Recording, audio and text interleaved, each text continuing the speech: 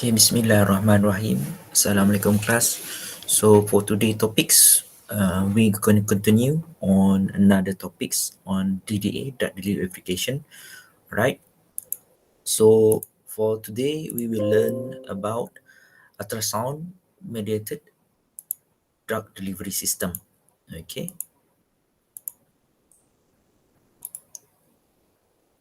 right. So, what is ultrasound? Ultrasound is best known for its imaging capability in diagnostic medicines. I think it's easier for you before we start our class to imagine the common use of ultrasounds is the use of 3D imaging, especially in terms of baby 3D imaging, and now we have 4D imaging. I think it's well common and well known to our society, and different applications in ultrasounds is the use of imaging or determining of depth, okay, depth of um, oceans. Okay, that's the different parts of application in ultrasounds. But in terms of medications, it be widely used for drug delivery application. Okay, we will see later on. So ultrasound is best known for imaging capability in diagnostic medicines. Sounds, okay, is our experience of propagation, pressure wave through sound, a physical elastic medium such as air and liquid, and ultrasounds meanings to a sound wave that frequency above 20 kilohertz, which are beyond the upper limit of human audible range. So that's why we can't hear the ultrasound's wavelength. Okay. However, like a beam of electromagnetic radiation, ultrasound can be refracted, distracted, and focused. Okay, this is based on a physics application, right? The sound is generated by transducer. Transducer in terms of things, okay, instrumentation that have been used to produce the ultrasound wave, which converts electrical energy to acoustical energy or vice versa, right? Transducer is some kinds of instrumentation that be used, okay, to produce the ultrasound based on the conversion of electrical energy towards the ultrasound wave, right?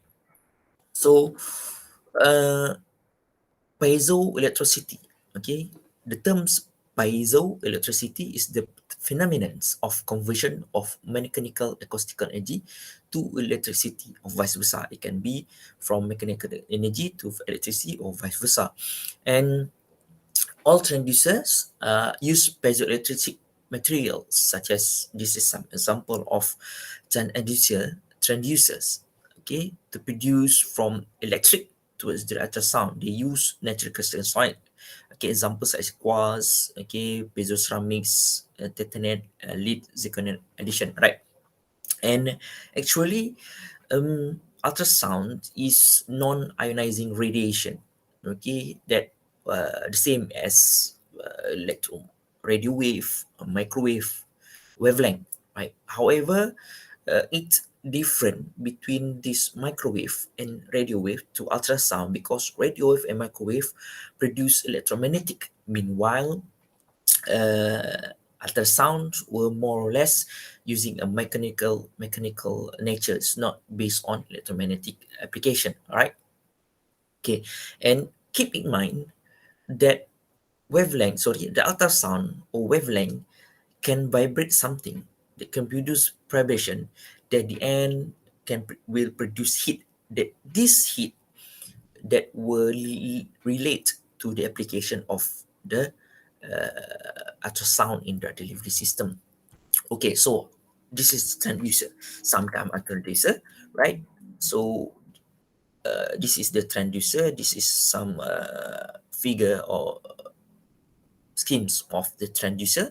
So this is power cable that produce electric, and then we have a piezoelectric crystal, okay, piezoelectric compound that can um, transfer, okay, can produce ultrasound magnetic wave, okay, from electrics and vice versa. So it is common, it's been used. So how this work? So to produce ultrasound, a suitable voltage is applied to the transducer, electrics voltage. When the frequency in the output reach the resonant frequency of the thickness vibration of the piezoelectric material. What kind of material? It depends. The piezoelectric material respond by undergoing vibration. Okay, electric come towards the energy, the energy of voltage come to the piezoelectric material and then vibrate. And then this vibration transmitted to the environment as ultrasound pressure wave. Right? As noted, this phenomenon is entirely visible and based of future application of sonar, okay, sounds, navigation, and ranging. This is the term sonar. I think you are aware about sonar application. So this is another figure schemes on how it works. So give uh, the suitable input of electric voltage towards the transducer, and then with the gel here with the drugs, okay, it can open up, it can enhance the capability of the delivery system. So also the delivery system of the whole, that's the idea of ultrasound, is open up some of your skin's cavity, right, to enhance the transdermal capability, okay, of your drugs towards the uh, system, right? Okay, so some histories, okay, some history in development of ultrasound. So this is some history, the Galileo, and then we have Pythagoras, Aristotle's, right? Vitruvius, and so on. So basically, ultrasound is related to the principle of in acoustic, okay, the development of acoustic, right? And then we have Pythagorean, okay, as anything Pythagoras as produce a Pythagorean tuning. So I think you can see, you can look up what is Pythagorean tuning that has study properties of vibrating screen. Okay, right. And then in 1957, okay, further on, we have a load Rayleigh. So about Rayleigh scattering, you see, we are aware about the Rayleigh scattering. And then, so in modern, most important discovery of piezoelectrics, okay, were developed or were started by Pierre Curie and Jacqueline Curie. So that both person um found the idea of piezoelectrics. Okay, piezoelectric. So some that's kind of background history on how ultrasound been developed. And then the table here we have different type of ultrasound wave, range wave that were related with surgical, therapeutic, and diagnostics have difference because we have difference in terms of the ability, the capability of the wave itself. Okay, the idea of the wave itself, right? So, uh, ultrasound frequency basically have three different difference in terms of frequencies. We have therapeutic frequencies about 1 to 3 megahertz, and then we low frequency below from 1 megahertz, and high frequency above than 3 megahertz. Ultrasound intensity varies. Ultrasound intensity in the range of 1.1 to 2 watt, right? Okay, sonophores, okay, and phonophores is vice versa, the term that basically the same terms, okay. A ultrasound is applied by bringing the transducer in contact with skin. So this is how uh, ultrasound use, right? Okay, so ultrasound is the idea of delivering drugs towards the, is the term used in delivering drugs, okay, to deliver drugs using ultrasound capability. So that we use term sonophoresis or phonophoresis. Okay, for sonophoric delivery, the desired drug is dissolved in the solvent and applied to the skin. Okay, something like gel. The coupling medium can be the same as the solvent used to dissolve the drug, or it can be commercial ultrasound coupling agent. So, they dissolve in the solvent, some kind of solvent that were related. Okay, that been can be have therapeutic, not therapeutic, can be affected by the ultrasound. Okay, so then we have the, it help to match independent of tissue with dependence of transducer so the ultrasound get properly into the tissue, driving drugs across the target barrier to the target area using ultrasound, such as silicates, cortisone, and local anesthetic. Okay, to enhance the effect of several drug classes. So that's the idea of sonophoresis. The sonophoresis, the terms used for uh, ultrasound in drug delivery.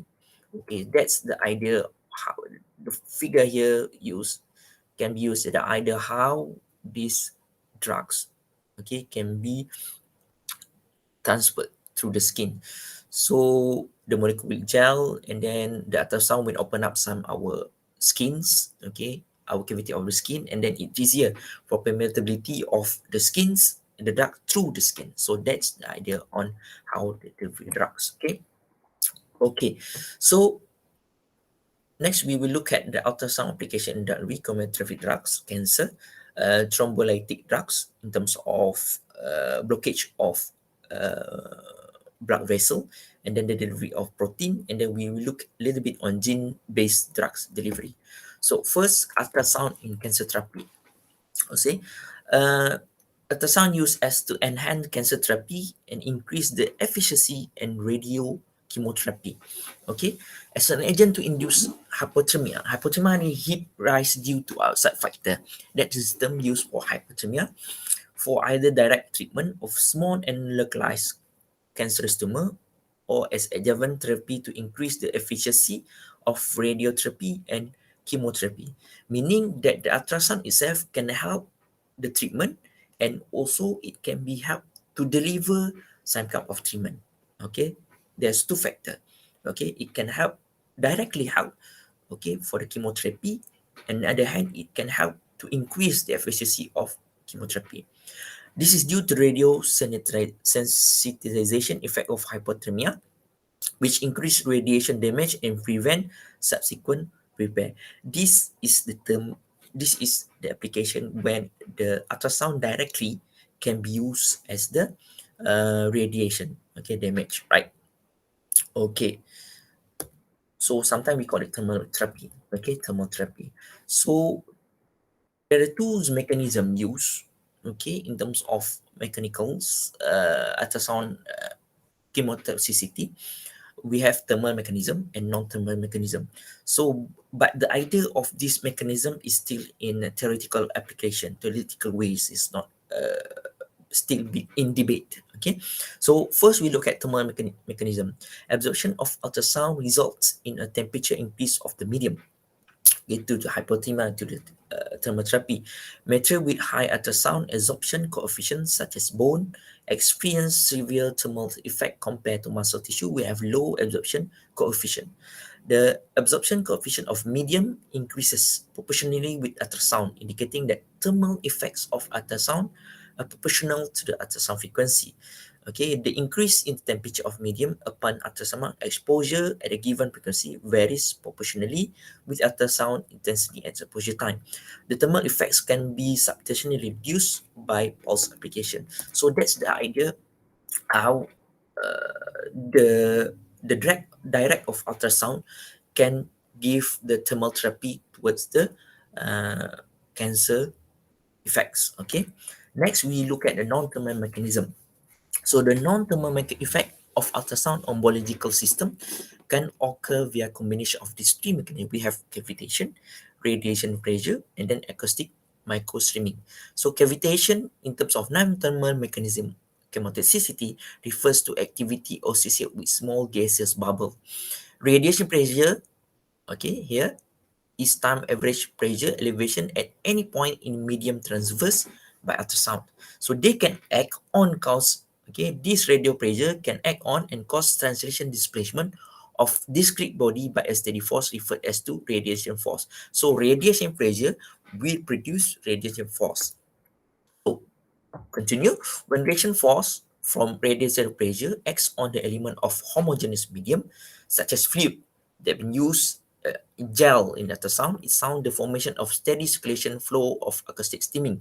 This streaming, okay, acoustic streaming, okay, this streaming can both large and small in scale, okay, and then the micro streaming is rarely set up near the gas bubble. Thus, it also closely related to replication. We continue the three non-thermal mechanism. Okay, these three non-thermal mechanism, cavity, pressure, and streaming, it's likely that each or combination of them might play an interesting and important role in chemotoxicity enhancement. Although the non-thermal effect of ultrasound can enhance the cytotoxicity and chemotherapy, not all drugs appear to benefit from such approach. So keep in mind, not all the chemotherapy, okay, drugs that have been used for ultrasound can be enhanced its chemotoxicity. Okay, not all types of chemotherapy drug can be enhanced by ultrasound. Okay, and keep in mind that this mechanism of non mechanism is still in theoretical phase, is still in debate on how this kind of application of ultrasound can enhance the chemotoxicity. Okay, this is simple idea. Okay, ultrasound in clinical application. Okay, ultrasound is recognized clinically as an effective and widely used modality in bone treatment. Okay, lesion. This is relatively little documented. However, evidence concerning efficiency. Most of available database is equivocal. Ultrasound effective for increasing blood flow to the inflammation area, which may facilitate the healing process and reduce pain. Meaning in other application of the sound, it also can facilitate the healing process and reduce pain. Okay, so ultrasound as adjuvant to overcome the clinical effect of multi-drug resistance. So the problem in chemotherapy is some kind of person or the type of cancer have multi-drug resistance. Even though we have two or three drugs, it cannot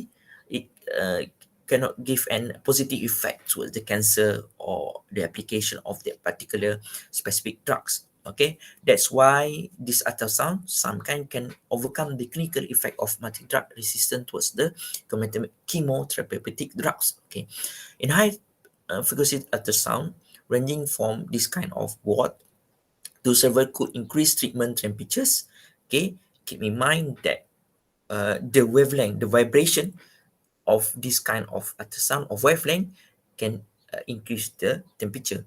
Okay, sorry about the thermotherapy, hyperthermia, can enhance the activity of several hydrophobic drugs. Okay, this kind of drugs, protein (PGP) overpression induce tumor cell heating, induce a reduction in pressure, so inhibit drug efflux and enhance intracellular drug uptakes. Okay, the cytotoxicity of cancer drug in cell is enhanced, right? By the combined use of drugs and modulating agent, resulting in highly increased exposure and efficiency.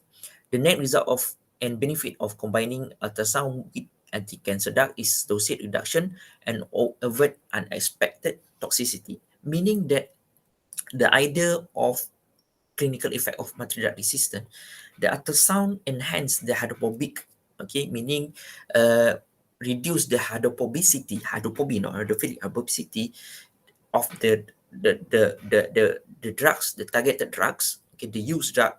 At the end, it will increase the permeability, so the drug will permeate into the drugs. Okay, so therefore, ultrasound primarily increase the uptake, and the addition of modulating agent also can increase the efficiency. Okay, right. Next, we look at the thrombosis and clinical application. Thrombosis is usually counterbalanced by physiological anticoagulation and thrombolysis. Okay, thrombosis is blood clot. Okay, and then under normal condition, the thrombus is confined to the area of vessel injury and rarely obstruct flow at critical areas. The thrombus is localized. Okay, is localized. We have okay, vessel thrombosis. Usually, thrombosis is localized. Okay, and then this happen and oxygen starve brain tissue. Right.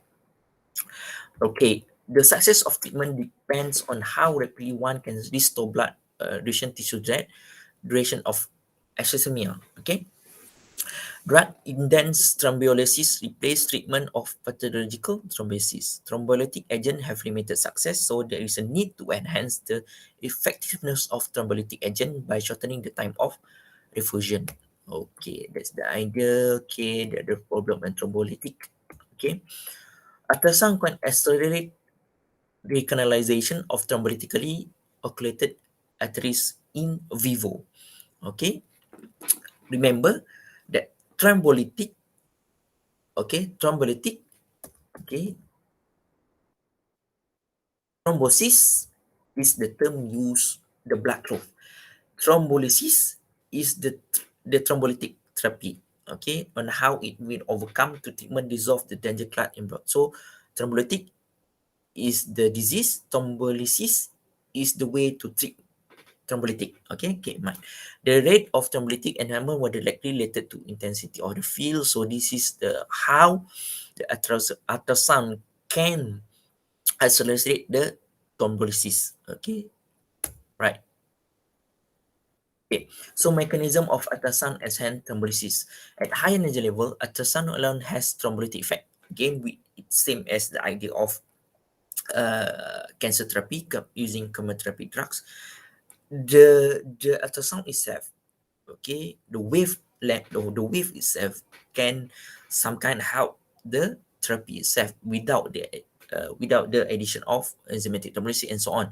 However, it's same as the enhanced thrombolysis. Okay, it will the ultrasound or the wavelength that beam into the blood clot can has a thrombotic effect, and then can accelerate the enzymatic.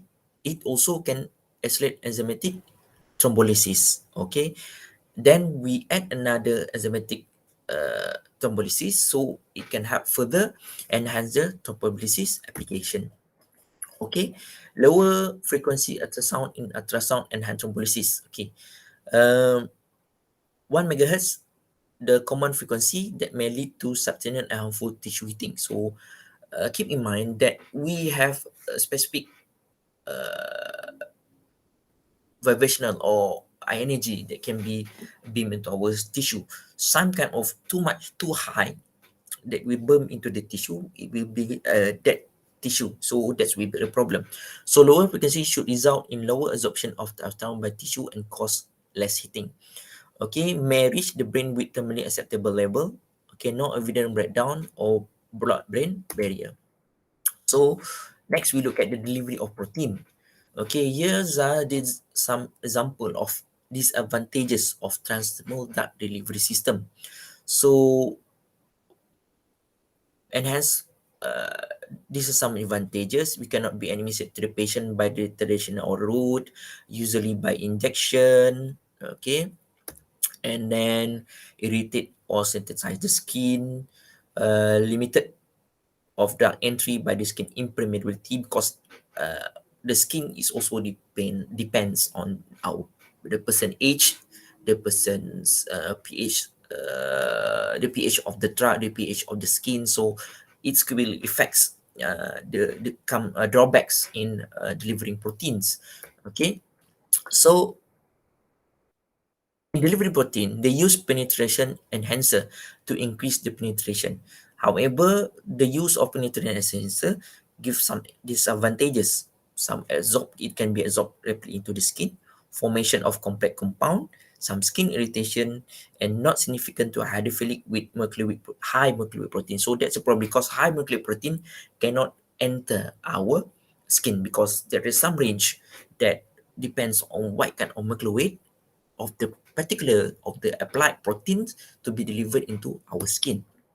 So, ultrasound enhances transdermal delivery of protein. So, ultrasound has been used for enhancing transdermal transport under a variety of conditions using different combination of frequency, intensity, and exposure time. So, these parameters can be applied, okay, depends on our targeted type of therapeutic agents, okay, the type of application that we use. So, either we combine all those different parameters or we only specifically based on one kind of parameters only. So most of the alias transdermal drug delivery research use high frequency ultrasound to promote delivery of small molecular weight hydrophobic anti-inflammatory drugs into the skin for physical therapy.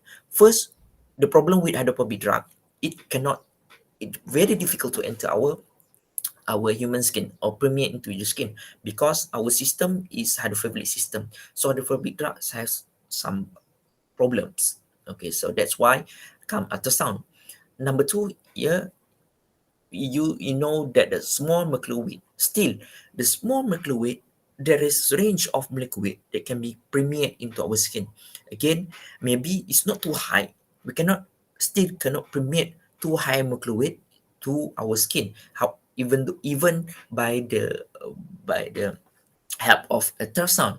However, with a small certain range, okay, the ultrasound itself can help some kind of slightly higher mercury, not too high, slightly higher mercury, without, can help the permeation, okay, which is differ with and without the help of ultrasound. With the help of ultrasound, that particular slightly high mercury hydrophobic anti-inflammatory drugs or high, slightly high hydrophobic drugs to be permeate into the skin compared to without the ultrasound helps. Okay, phonophoresis or sonophoresis, the terms that use to deliver drugs using ultrasound, promote delivery of small molecular weight hydrophobic anti-inflammatory drug into skin, and ultrasound intensity might be used to control transdermal delivery. And sonophoresis delivers intensity-dependent proteins doses across the skin.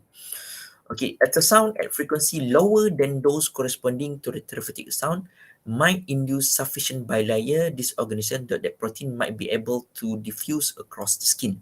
Okay, disorganization, ultrasound will induce bilayer disorganization to the skin so that our protein can permeate, okay, or can diffuse across the skin. Okay, around the low frequencies ultrasound increase in vitro human skin permeability, okay, such as insulin, and ultrasound intensity might potentially be used to control transdermal drug delivery protein. Okay, and this kind of low frequency did not cause any permanent loss of the very properties of the skin. It's only slightly disorganized the skin, but it will not kill the dead skin or the skin. So it will not have any permanent loss to the barrier skin. Most of the skin barrier properties could be recovered quickly. Okay, intensive investigation on the physiological and immunological effect of ultrasound exposure and optimal selection of the sound parameters such as frequency, pulse length, and intensity must be studied. Meaning, even though that there is no any permanent loss to the skin. However, keep in mind that each individual person has different skin type.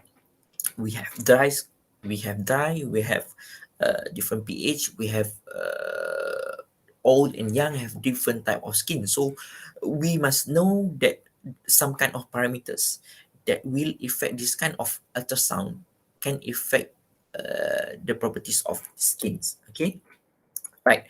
So so the mechanism of transdermal drug delivery by low frequency ultrasound, we also have two mechanism, which that almost the same as chemotherapeutic drugs using a thermal or non-thermal.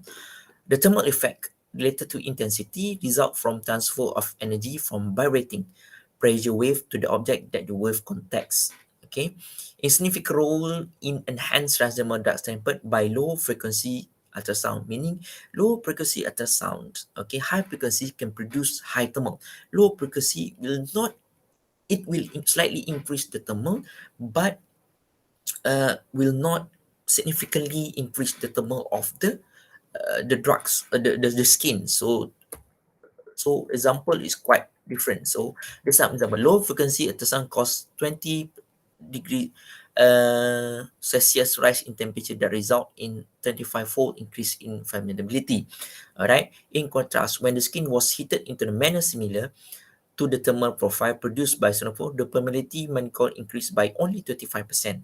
This data indicate that key mechanism responsible for the observed skin permeability is related to the non-thermal effect of ultrasound. Meaning, the effect of ultrasound in delivering drug, transdermal drug, were related with the thermal and non-thermal.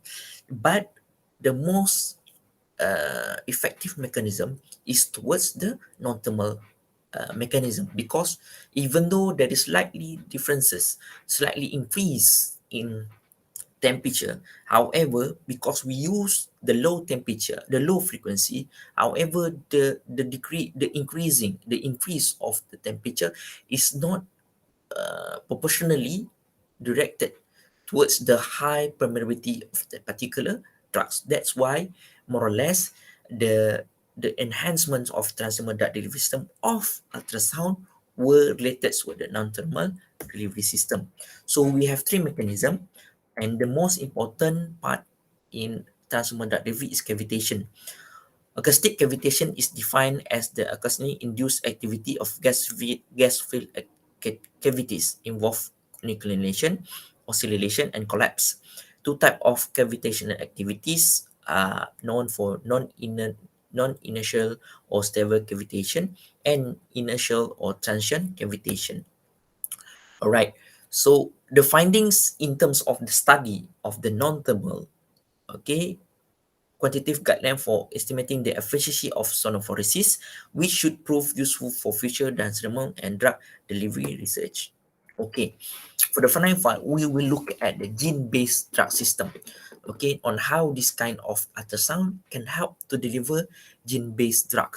So, historical perspective of gene therapy. Gene therapy consists of replacing functional sense a defective genes with normal counterpart by introducing the gene into the appropriate cell. We can see, okay, example like this. This is some gene that broken genes or lost gene. It can be replacing, okay, the defective genes, okay, into the appropriate cell. Delivery of nucleic acid into mammalian cell can be made either via virus vector or via physical and chemical method. This is the method used, okay, for gene therapy. So viral vectors tend to achieve the highest efficiency. So genes can also be delivered as plasmid DNA cell directly by a number of methods. So there are two types of technique to deliver gene: naked DNA delivery and chemical carrier delivery. So the advantages of using plasmid DNA include easy manipulation and ability to deliver large inserted sequences, can be produced stably, cheaply to high level purity with minimal risk of replication of or incorporation. Plasmid DNA is weakly immunogenic and can therefore be administered repeatedly to immunocompetent subjects. So how this ultrasound contrast agent as imaging agent, right? So first clinical application, microbubble. Introduction of agitated saline containing gas bubble into aortic root could elicit echo contrast by diagnostic ultrasound. So microbubble is one kind of injection or application that will be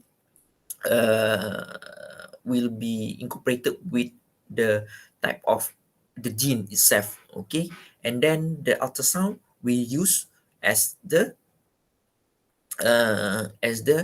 system that will break the microbubbles. Okay, so we look at here. Okay, okay. First, we'll have some introduction about the microbubble. The use of microbubbles and ultrasound for gene delivery is very promising research field. Microbubble and ultrasound may offer less toxicity windows. Drug payload may be somewhat limiting as the amount of drug to be carried on a microbubble surface. Gene-based drugs usually require significantly smaller amount to generate therapeutic effects. This issue of insufficient drug loading might not be as limiting. Ultrasound could result in company new clinical paradigm for the future gene drug delivery system. Okay, that's this here figure on how you to understand, okay, the idea of using microbubble in ultrasounds. Okay, first we have microbubbles, okay, that will be introduced, some kind of microbubble that we can be introduced, okay, into the blood vessel. This microbubble were bound with plasmid DNA, okay, were bound with plasmid DNA, and then this microbubble can be as a drug carrier, or a plasmid DNA carrier towards the targeted place or targeted application, and then to a specific site we will apply the ultrasound and this ultrasound will destroy the microbubble, and then due to the destroyed microbubble, so the plasmid DNA that were bound within the microbubble will be uh, will be uh, will be moved into the surface or into the area of the targeted due to destroy of the microbubbles. So it will uptake of plasmid DNA into surrounding cells.